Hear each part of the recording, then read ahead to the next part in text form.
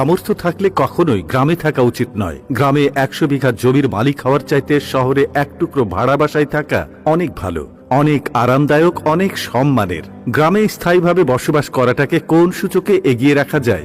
আসলে এখানে বেশিরভাগ মানুষ এতটাই টক্সিক যে তারা নিজেদের ব্যক্তিগত জীবনের চাইতে আপনার জীবন নিয়ে বেশি চিন্তিত।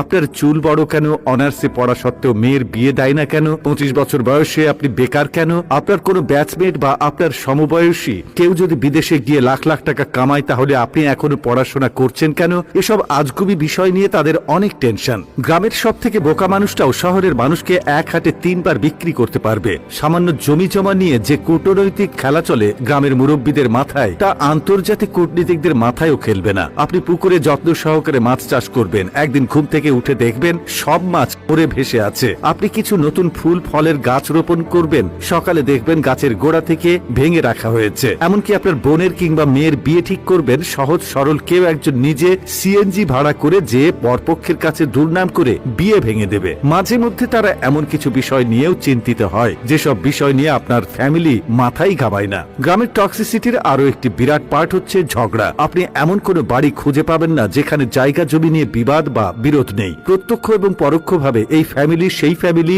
একজন আরেকজনের সাথে ঝগড়ায় লেগেই থাকে। 1 ইঞ্চি জায়গা জমি নিয়ে মামলা মোকদ্দমা, অশ্লীল ভাষায় গালি, মাথা ফাটি চলতেই থাকে হর হামেশাই। এইজন ওইজনের নামে গোপনে প্যাঁচ লাগিয়ে ঝগড়া বাঁধিয়ে দেওয়া, কাউকে পছন্দ না হলে তাকে নিয়ে গ্রামের জনে জনে কুৎসা রটনা করা, এমনকি বিবাহের প্রস্তাব আসলেও গোপনে প্যাঁচ লাগিয়ে দেওয়া যেন গ্রামের মানুষের নিত্যদিনের কাজ। গ্রামের বেশিরভাগ মানুষ এতটা অজ্ঞ যে তারা সফটওয়্যার ইঞ্জিনিয়ার বোঝে না, ইলেকট্রিক্যাল ইঞ্জিনিয়ার বোঝে না, এমনকি এমবিবিএস ডাক্তার মানেও তারা বোঝে না। তাদের কাছে সরকারি চাকরি মানেই পুলিশ হোক সে কনস্টেবল, আর্মি হোক সে সৈনিক, পিয়ন কিংবা প্রাইমারি স্কুলের শিক্ষক, এগুলোই তাদের কাছে সরকারি চাকরির মানদণ্ড। একজন নার্সকে তারা যেমন ভাবে ডাক্তার ভাবে, তেমনি ভাবেই একজন সরকারি মেডিকেল এমবিবিএস বা অন্যান্য ডাক্তারি ডিগ্রিধারীদেরকেও তারা একই রকম মনে করে। তাদের কাছে আপনি সরকারের কততম গ্রেডের চাকরি করেন তার চাইতে বেশি ইম্পর্ট্যান্ট আপনি প্রাইভেট জব করেন নাকি গভর্নমেন্ট। আপনি প্রাইমারি স্কুলের পিয়ন হলেও হয়তোবা তারা মেয়ে বিয়ে দিতে চাইবে, কিন্তু যদি শোনে আপনি প্রাইভেট কোম্পানির চাকরি করেন,